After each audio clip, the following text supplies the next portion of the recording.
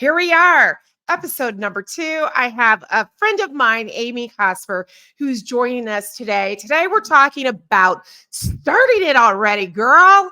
Women over 40, it's our time. Okay, women, it's our time. Trust me when I say that, although you probably already feel that.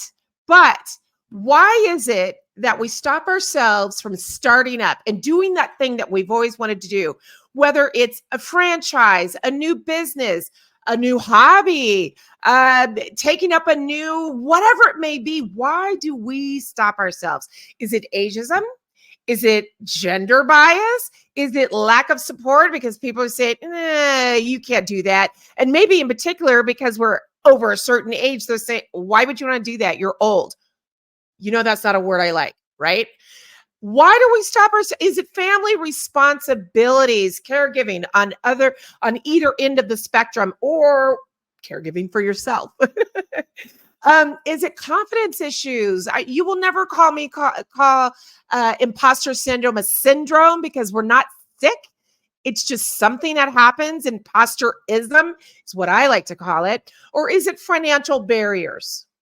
What is it that is stopping you from doing that thing that you've wanted to do? Or maybe it's just an idea that's been boiling up and just kind of sitting there on a shelf somewhere, and you're just letting the dust collect. No, girl, no. Amy is here to talk to us about that. We're going to dive into why it is we stop ourselves and how it is you could be inspired to move on that thing. These are the factors that stand in our way. And again, we want you to push play. We want you to push play. I'm Barbara Brooks, and welcome to the second act. I am so happy to have you here. I'm all about hyping women over 40, really hyping women, but particularly women over 40, because we are the ones who are experiencing the most in ageism and the most on our shoulders: mental health, menopause, caregiving, but all the really great things that comes with this time, which far outweighs those things that I just said. I'm the Chief Inspiration Officer, as I like to say, and founder of Second Act Women. It's a community of dynamic, badass women over 40 inside of our Facebook community and really all over all of our platforms. I welcome you. And so let's talk about why it is we stand in our way. You know, gender bias. Society often tells us and holds on to these outdated stereotypes about women and our capabilities, especially as we age. What is that? If anything, we're lifelong learners. If anything, we can't get enough of trying to figure things out or learn new things. As I said a moment ago, we are not tech challenged. As I said in previous episodes, hello, we're analog natives. So there's that. Don't ask me about the fact that I used to love to go to the arcade and play Pac-Man on, the things that we built as Gen Xers and boomers. The lack of support. I mean, women, we do need more resources. It's a fact. And that's why this community and this new podcast is here, is to network. We're all about curating the content and a beautiful community that you can rely on to support you. And let me tell you something, we don't allow trolls. So the minute someone starts trolling someone, we pull them aside, put them in a corner, we put baby in a corner, and we send them a soft message inside of our groups, because we don't allow that. We have so much going on in our lives that's the last thing we need, is somebody talking about how we shouldn't do this or wear this or, complaining about this, that, and the other. That's not what we are. This is no crabs in a barrel type of community, I'm telling you. And then the family responsibilities, again, is that what is holding you back? The, caregiving isn't easy. I'm a new caregiver. It'll be a year, March 16th, that's Saturday, that my own mother had a stroke, and we had to sell our family home of 50, I almost said 25 years, of 50 years, and move her from Colorado Springs to Denver. That's tough. And I know I'm not alone in that. But also, is it empty nester? Is it, empty nester because you're paying when we're talking about financial responsibilities, you're paying for your kids who are off in college or went off into a vocational school, or maybe they're doing them. They're taking a gap, but you have to pay for something, right? Is it a confidence issues that happens so much. I hear it all the time. I've even experienced imposterism myself, especially when I started my first of 3 companies. When I started this company, which was my third. How often do you experience the idea, and sometimes it's in us that says, I can't do this. I'm too old. I'm too this. I'm too, and I almost cursed. F that. That is not how we should roll because we have so much going on. And let me tell you something. And I will say this in probably every episode because I want you to recognize the power and the asset that you bring not only to your community, whatever community that may be. It could be a church community. It could be your community of friends, the community of second act women, but you bring such an asset. And here's what I'm going to tell you. Women 40 to 64 are valued at $15 trillion. $15 trillion. When we talk about the she economy, it is true. It is driven by Gen Xers, millennials, and boomers. I'm telling you, we've got to figure out how to own who we are. And that's what we're doing within this new podcast, Second Act with Me. So let's change the narrative and let's talk about just starting that thing. Jen, I'm talking to you and some of the others who said, oh, I've got to listen in today because I've got ideas that I've got to jump on. And I say jump on them before somebody else does. I know Amy's going to tell you the same thing after working for many, many, many years with startups and small business owners and entrepreneurs. There's a difference between all 3, by the way.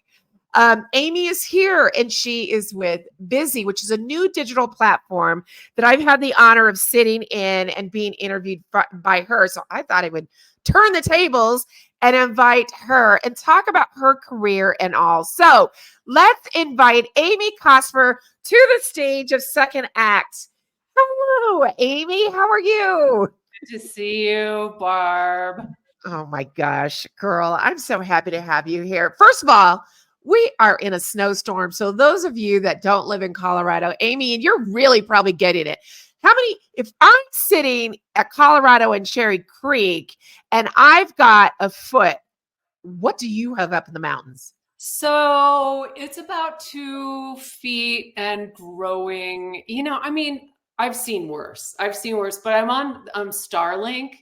So the satellite dish, it has a heater, right? So it'll heat and all of this, but the little animals have discovered that it's warm. And so the squirrels go and sit on it. So if I have a lapse in signal, it's the squirrels just putting that out. Squirrel.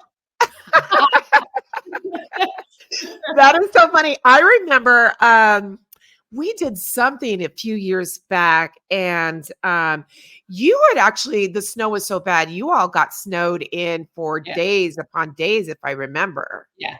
It is a little bit like The Shining up here. And this week, it's just me. I'm in a ranch at about 7,500 feet above sea level. And so my husband's not here, which is kind of nice, because you can read and do whatever. But I'm not going anywhere for a while. I mean, it's just. You sure aren't. And by the way, the locks are locking today. It's very straight, but what are you going to do? What are you going to do? I love it. I was telling her before we jumped on too, how she's glowy and everything.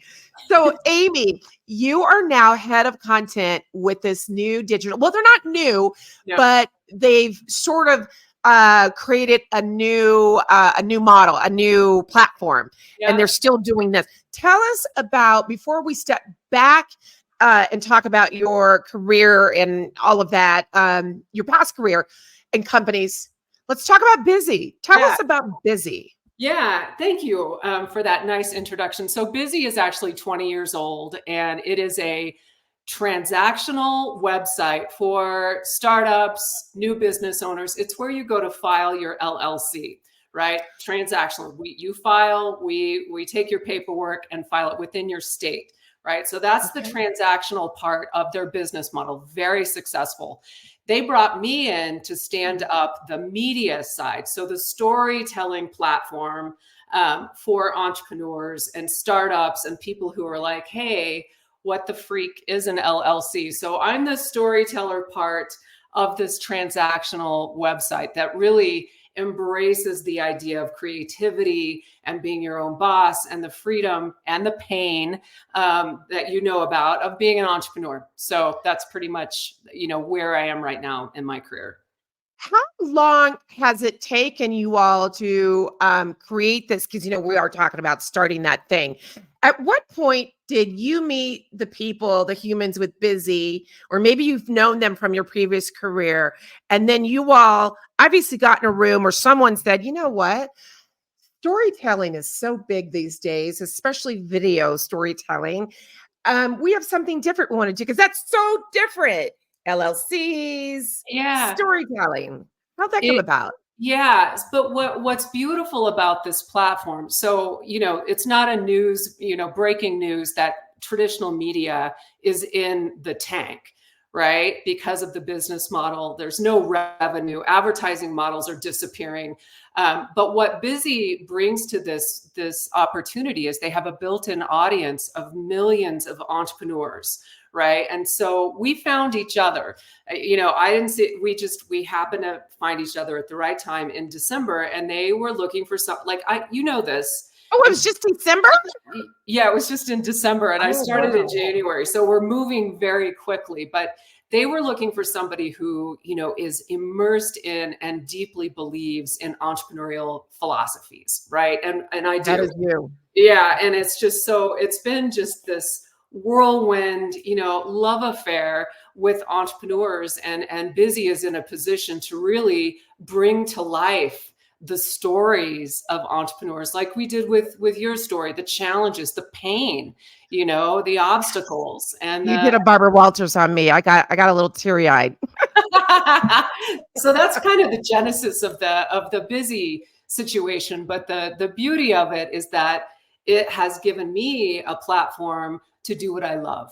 And so every day I am in the most fortunate position to wake up every day and get to be surrounded by people like you, who are changing the world and who, restore your faith in humanity every single day, whether it's through the pain or the Mm, success or just the fire in the belly, so it's, yeah. people changing the world, and people like you who will not stop, right? You refuse to stop because you Mhm. believe in what you're doing. And when you Mhm. surround yourself with people like that, you become a better person. So I consider myself Yeah. very lucky.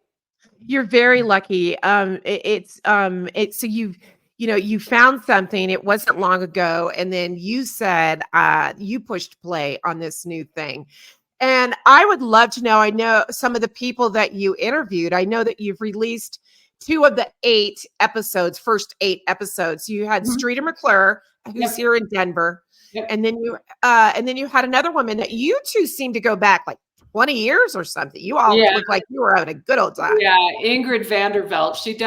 She's got a project in Austin, um, where her whole philosophy is empowering 1 billion women. And so she's been doing it. She's scrappy, she works with VCs, but she is like this vision to her is so clear, right? The Mm. need for helping women access funding for startups, helping women believe, helping women just start, right? Yeah. Just taking the first step. So she very much, that podcast very much played into what you and I are talking about today, Yeah. just helping women.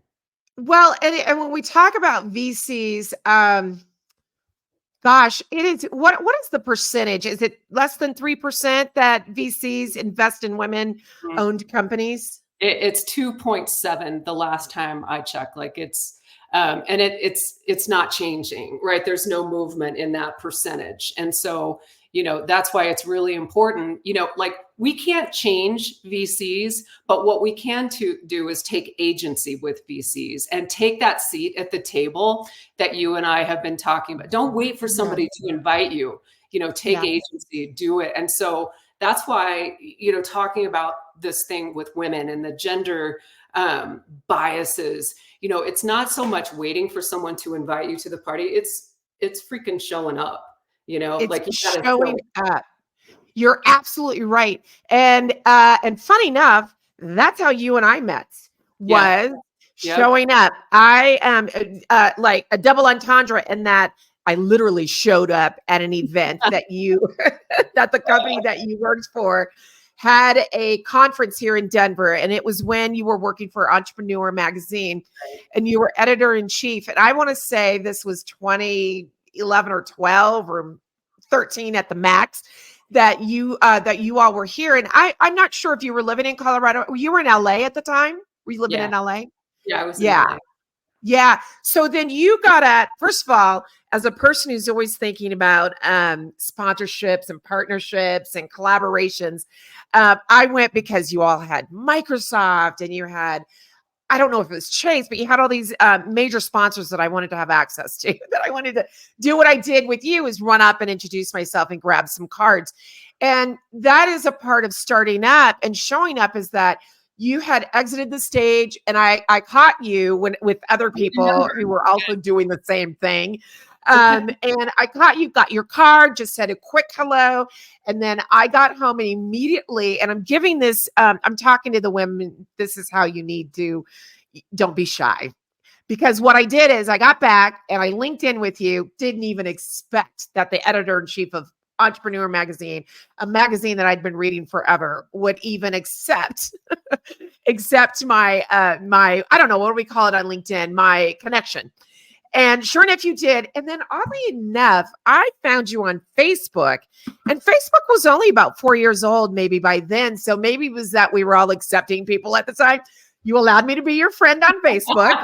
And then somehow you and I started talking, DMing each other. Yeah. And we have literally been virtual friends because we met live for the first time just less than a month ago. Yep. But we had some deep talks that we won't, we'll only share between you and I, but we had some deep talks and sharing. And I felt the sisterhood with you. Yeah.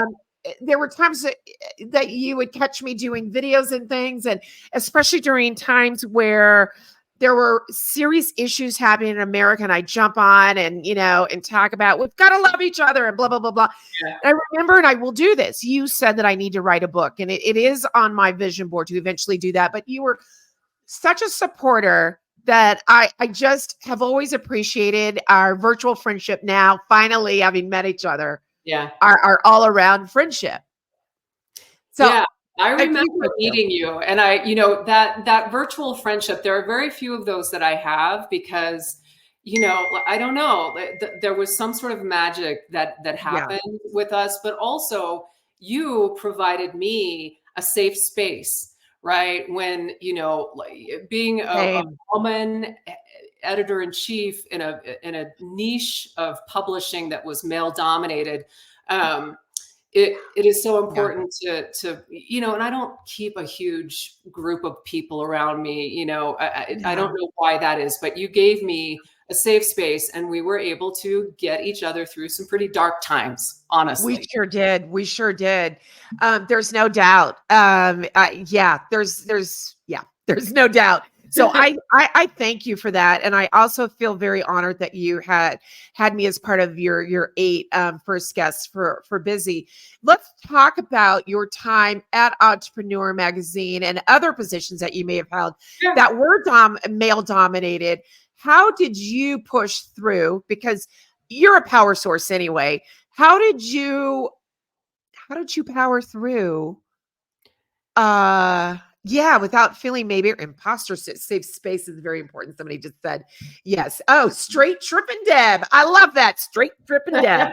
That's gotta be Deb's chair. Anyway, yeah, how did you talking about just starting and doing and pushing play and not letting others hold you back? You had to have gone through some SH. You and I Yeah. curse, but we're not doing it here. I'm not doing it here. Yeah, But yeah. No, honestly, I look back on my time at Entrepreneur, and there was a lot of ego involved in it. And so there are some things I did to survive at the top of the masthead that I am not that proud of. You know what I mean? Like, I hear you. when you are trying to hold on to this thing that you have worked so hard for, like I wish I had done some things differently, but I learned from them. And, as far as being a woman, like I just never thought about it. It never occurred to me. My Same. Yeah. gender never occurred for a second. I went through that on skill and balls, right? Like it was ballsy what I was doing. I didn't even know at the time, but you look back and you're like, oh my God.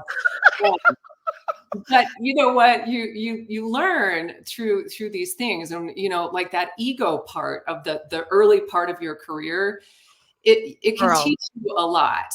And I learned a lot about it. And I created my own karma in some instances, just, through decisions I had to make and me trying to hold on to this thing, right? It Yeah. was a job, right? It was a title. Like, why is that so Yeah. important? Why do we let that define us? And I don't Yeah. have an answer for you.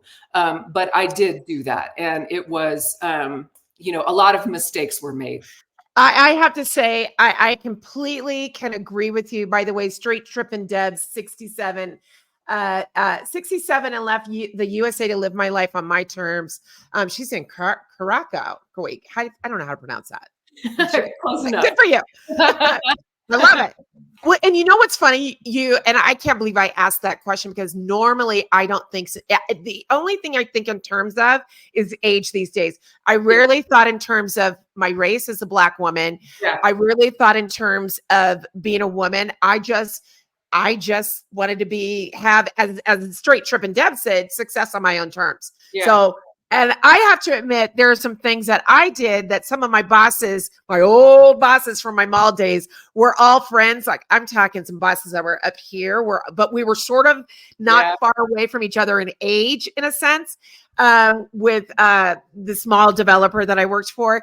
And I think about some of the things that I did that I know that I shouldn't have done or said or whatever, but we grow from those things, as you said. I think so. I think it's a matter of, you look back and even if you do cringy things, and we all do, I think if you have that introspection and allow yourself, give yourself permission to look back and go, that was not living my best life, or I shouldn't have treated somebody this way. I should have, I think if we learn from that, it's powerful.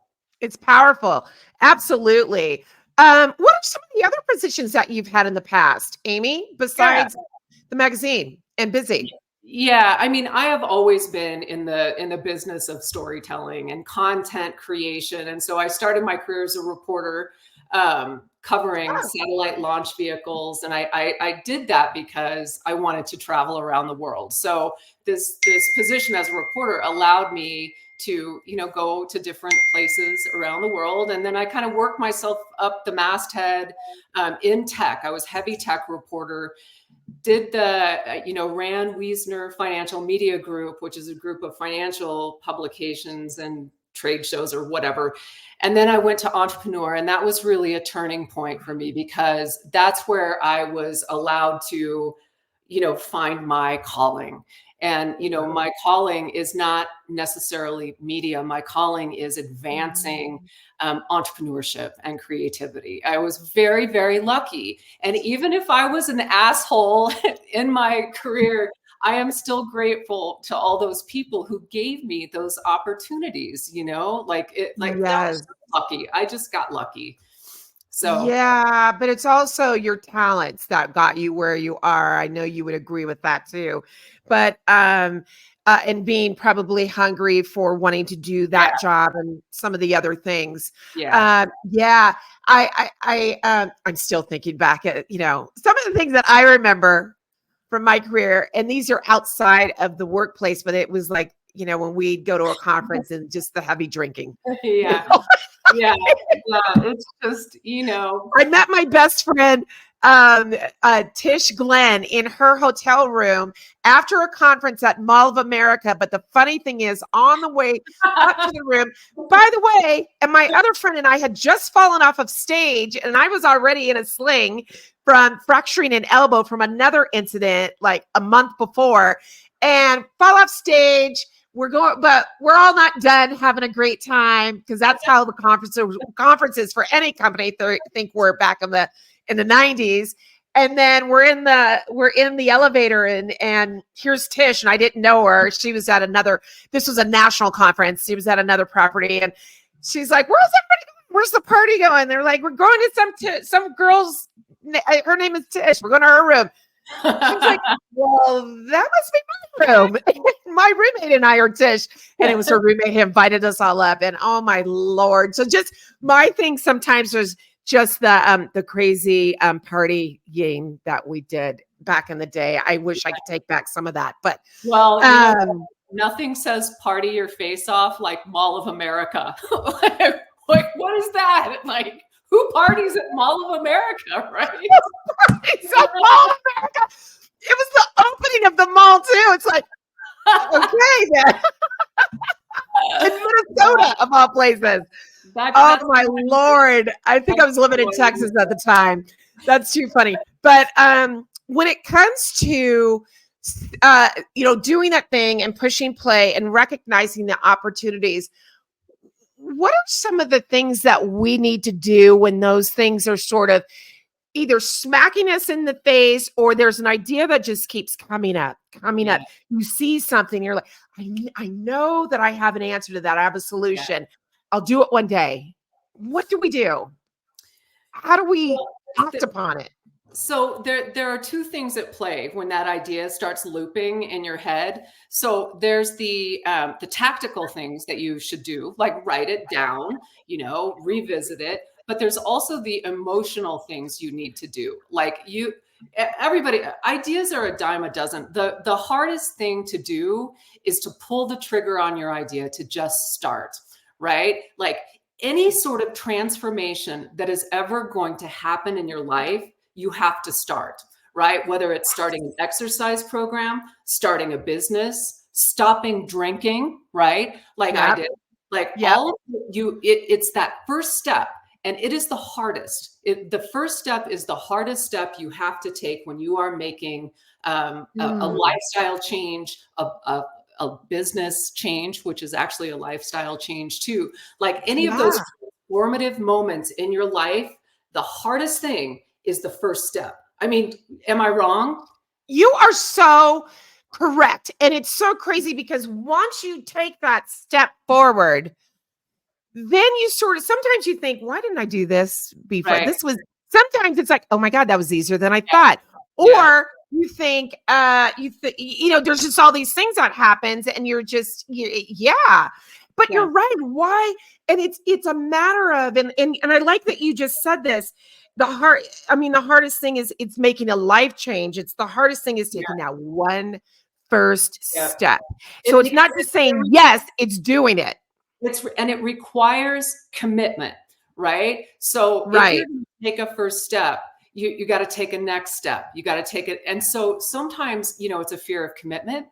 It's a fear of failure, right? Like if I join this gym and I don't want to go, like, I am just here to say, like, I believe in the idea of just starting. You know what? You might fall on your face. You might.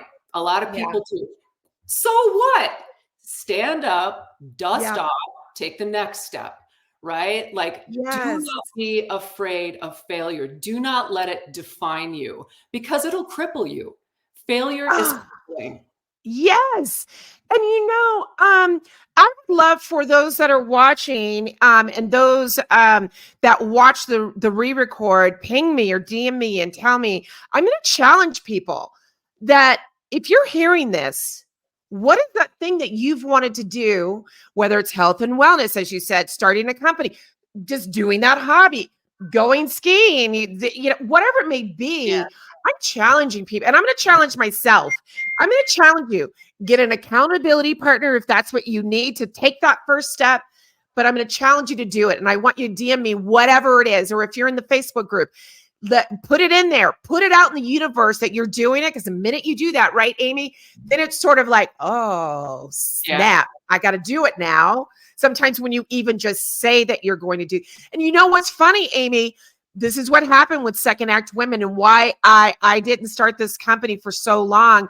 Now it's been 6 years. Is as Lupe, my old business partner, would say, I sat on the idea of creating a company for women, didn't know what it was going to be, didn't know at all what it was going to be. Bought up all the URLs for womensbusinessweek.com because I wanted to do some sort of entrepreneurial / career event for women that may be like Denver Startup Week or maybe like South by Southwest on a very small scale. Bought up all the URLs, and next thing you know, because I couldn't get hired, I had that idea. I took it off the shelf. I dusted it off, and I just went for it. And 6 years later, the amazing amount of collaborations that have happened with some of the women within this company, and the joy that it's brought me, because as you said, it's not easy having a company, and you know that from my DMing you, but it's pushing play podcast. This podcast, I've been wanting to do this forever, and I just finally said, what is holding me back? And a lot of times people, and I heard this term from one of the YouTubers that I follow, is there's a such thing as a procrastinator. Yeah. Because you will continue. Yeah. Right? You will continue to go down that rabbit hole and learn until you have it perfected in your head. And then what? Then you go to learn some more. You're holding yourself back. Right. A lot of ADHD people, this is the person that I watch on YouTube, I guess, do this, is they're procrastinators. Yeah. Yeah. So you just do it. And that's all right. I mean, yeah. Everybody has their own path. What I will say about the whole just start thing, since we're on that, is that you are solely responsible for just starting. It is nobody else's job around you to nudge you. It is you. The just start. You are in charge of your destiny, right? Don't wait for a support system. If you believe in something, do it. If it's going to make you, your journey on this planet, more fulfilled, just take the step, whatever it is, whatever it is, right? Like go ski in my yard, whatever, right? We have one life. Now let's really think about that, because in the past, I think we all, until we started hitting, for a lot of us, until we started hitting our 50s, do we look at life differently? But I want people to really think about what that means, that you have one life. How are you going to live it? And I see Straight Trippin' Deb says she's been wanting to write a podcast forever, and a podcast. And then someone from Facebook says modern dance. Do it, ladies. We will hold you accountable if that's what you need. Do it, right? Yeah. Yeah. And hey, Straight Trippin', call me. And she means it. She means it, because at 67, girl, you still have a lot of leeway. I don't even want to hear the numbers, like people are the thing about what we do, Barb, and we're so lucky, is that people are cool, right? People are so cool. And, this group that you have built, is really giving a platform for people to experience their full potential coolness, right? Like, be as cool as you want to be. Go do something that you like today. Do something small, right? But just start. Get practiced at just starting. And for Deb, is just starting, Deb, just writing down some of the things you want in that book. Yeah. It's just that simple. Just getting a piece of paper out and writing on there. Don't even make it look pretty. Just write down some of the things that you want to. Modern dance. If you've never done it before, maybe you have. You're going to be, when we're done with this podcast, I'm going to challenge you to go ahead and make that call and book an appointment, or book your first class. Or you know what? Go on YouTube and take a modern dance class right there. Like, it's just everything. We have access to so much, so it makes it starting things even easier, It's easier. Just do the modern dance right here in your, in your space. I love it. Well, and so let me ask you this. A lot of people, as you said, are fearful of failure. Those two, the F words. What are you not fearful of in life, in this time in life? I am truly, honestly not fearful of aging and getting older. And the reason for that, I don't like, ah, but I really have grown to appreciate who I am. And that's something that only comes with wisdom and experience. Like I've gotten more comfortable in my skin. I don't need to Mhm. claw my way to the top of a masthead anymore. Like Yeah. I have made mistakes, but I respect I respect what I've done in my life. And so I am not afraid of aging.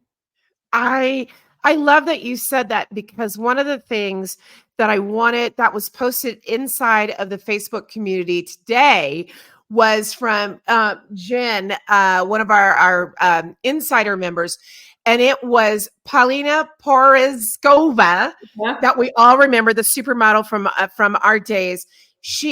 Has now been recognized as USA Today's top 25 women of the year.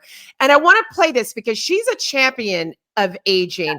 Yeah. And I'm with you. And here's the thing that I want people to always know. I don't like the term anti-aging. However, whatever you want to do to your face, your body, I don't give a care. If it makes you Whatever. feel better, do it. It's the term because what we have to do is understand that Amy and I and you have just aged 36 minutes. So you just got to own that we're aging. So Yeah. I want to bring this up and I want to play this. I thought this was a really fascinating. And so here we go. For me, modeling now at the age of 58 is such a different story than it was when I was, 20. Paulina Poreskova has been modeling globally since she was a teenager, but she says it's the hardships, not just the magazine covers, that have made her who she is. My proudest moment, you're actually sort of meeting me in my proudest moment, which is having arrived at where I am after having gone through some catastrophic changes and some dark times and rebuilt myself. Poreskova's husband, rock singer Rick Ocasek, died in 2019. The couple was in the middle of a divorce at the time. Poreskova says she had no money and eventually had to sell her home. There were moments where I toyed with the idea that not waking up the next morning would be preferable. Those were not happy moments, clearly. I think I navigated that by looking for little sparks of light that would mean hope, that there is light and that there's something to swim towards. Now the 58-year-old wants to be a beacon for people her age, who she says are gaining the most valuable tools in life: wisdom and experience. What I'm trying to do is sort of represent that bare spot of women that are aging. They're not quite one thing or another, but are aging. And if I could inspire women to sort of accept that we all age and that aging brings along with it a different kind of beauty. It's a different stage of life. And to me, it has been by far the most rewarding stage of my life. And so I find it so exciting to share that part. I Wow. love that. Right? Yeah. Just Yeah. just accept it. Just accept it. You can't reverse it. So we can't Benjamin Button it. No, So, no, and we so shouldn't even try. I mean, I think yeah. that, the whole conversation about aging is very important, and it's one that should be happening outside of the bubble of second act women. You know what I mean? Because Yeah. it is, the peace that you can find when you allow yourself to be exactly who you are, unapologetic, right? Like unapologetically who you are, is a gift, and it will only help you do better things and more mindful things and find peace. I absolutely agree. And you know what's funny? I thought you were going to say authentically you. Authentic. We were talking about that word, how everybody uses that. It's coach speak. I mean, I get it, but yeah, it's very coach speak. Yeah. Well, want to just ask just a few more questions. Yeah. One of the things that you had said was storytelling is your greatest asset. And let's bring this back to what I want to say is this is also powerful because of this time in our lives. The stories that we have gathered over the course of time, the bank of experiences builds onto this storytelling. So how do you what does that mean Yeah. to, let's just assume we don't understand what storytelling is our greatest asset? Yeah. So storytelling. So if you look at it sort of in a macro, everything you do in life starts with story, right? Your story, whether it's building a brand, building a company, building yourself, your story is your greatest asset. So whether and Barb, you know this, like you're going out to raise funds or you have to have your story, right? Your story is everything, whether it's in relationships, personal relationships, relationships in business, whatever it is. And so, storytelling is also becoming a bit of a, dead horse that people talk about. But I really do deeply believe that, even what we're talking about today is storytelling, right? We're sharing our stories, we're sharing our experiences, and through shared experiences and stories, that's how we learn how to move forward, how to just start, how to be better, how to challenge ourselves. And it's a community thing. Storytelling is the basis of communities. And we as humans, it is a unique quality that we have, is this tradition of stories and experiences. And that's what makes us who we are. And the ability to share them is what will lift others up. It's how politics work. It's how, the storytelling is everything. And it's so cool what's happening on social media, like how, these little TikTok videos, you can see the human capacity for storytelling in 40 seconds. Like it's every TikTok video, it's a story arc. And it's a beautiful example of how we as humans crave stories, right? That's why people fall into the TikTok rabbit hole. We're looking for stories that make us laugh or make us cry or teach us or inspire us. And so, the storytelling is at the root of all of those things. It's interesting you should use TikTok as an example, because had you heard about that woman who had the 50 episode 10-minute bits about why the F did I marry this man? I know. It was episodic. It was she has been viewed by something ridiculous, like 100 million views. She was on GMA just last week. And it was just one story. I'm in like most, I'm in some other Facebook communities that talk about reality TV and stuff. And somebody was, many people were talking about, have you gone down the rabbit hole? It's, and people have spent a whole weekend going through this woman's story. It's like a Dear John, or that story about the John, the guy who was lied basically about everything, and he married this woman, and anyway, you're right about the storytelling. Yeah. And we want it. That we're addicted to the story part of a Netflix series, of a TikTok series. Like, we want to know what happens. And all of us within ourselves have stories like that to tell. And so, that's why it's just so important, that the whole topic of storytelling in business and in life, in business and in life. And when she says business, she means career and ownership. What would you tell Julie Schaefer? She says, I need to start putting myself out there as an Enneagram consultant for startups. She has 20 years of marketing, and she's obsessed with psychology and human behavior. I guess the tip would be do it. But do you have any more to tell her? Yeah. I mean, I first of all, I think you should do it. And I think if fear is holding you back, you need to clear that hurdle sooner rather than later. And there is this guy on TikTok, not that, I don't like. Who is it? I can't remember his name. Christian Drapeau. Okay. Christian Drapeau. He is the founder of a supplement company called Stem Regen. It's like stem cells, whatever. Oh, wow. Anyway, every day, he's not a media person, but he goes out every day and he gives 30 seconds of advice, right? 30 seconds of, hey, but it's not about his product. It's natural cures for things. So recently he did, hey, if you have gas, sorry, don't mean to bring up gas this early in the morning. If you have gas, go choose some fennel seeds. Who knew, right? And he has 500,000 followers and he's just out there giving. So if you've got, Who knew? What? I said, who knew is right. Thank you for that. He's actually on the podcast in a couple of weeks. But what I'm saying to the Enneagram lady is go out there with little, like, it doesn't cost anything to put yourself out there. You're your only obstacle, right? Sketch out a plan, sketch out your storyboards, right? Find an audience because you got to find your tribe, right? You can't just go out there willy-nilly. You've got to know exactly what you're targeting and go tell your story. I think it's a great idea. I don't think there are enough people talking about emotional intelligence out there. So I agree.